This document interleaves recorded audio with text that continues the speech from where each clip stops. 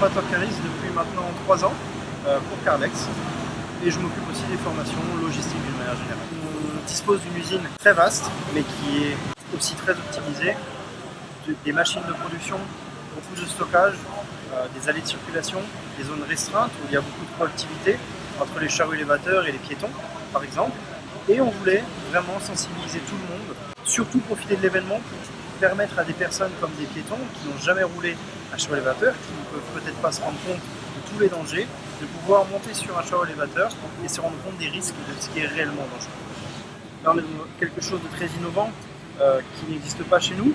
Et c'est très facile avec ce genre de machine de pouvoir former les personnes avant de les intégrer à un poste de travail. Et surtout, ça permet pour moi, ce qui est le plus important, de faire travailler entre guillemets des personnes qui n'ont pas le droit ou les autorisations de servir par exemple d'un chariot élévateur.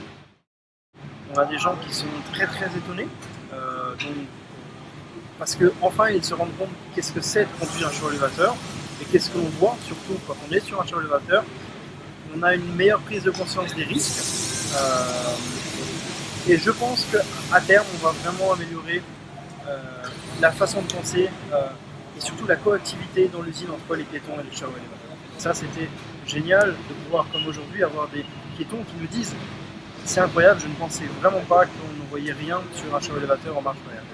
Alors nous sommes actuellement 4 formateurs caristes agréés par le ministère luxembourgeois, mais nous avons une contrainte, c'est par exemple la météo. Nous avons une grosse zone à l'extérieur dédiée à la formation, à l'accompagnement des gens et au développement. Malheureusement, nous sommes sujets aux intempéries, la neige, la pluie, et ce type de machine pourrait nous permettre dans le futur de pouvoir faire des formations en tout temps. Ce qui pourrait être aussi envisageable serait de pouvoir dédier une zone à cette formation, à ce type de machine, et de pouvoir faire une entrée libre et les gens vont faire une formation après une autre et peuvent en fait s'auto-former et suivre une évolution imposée par le logiciel par exemple.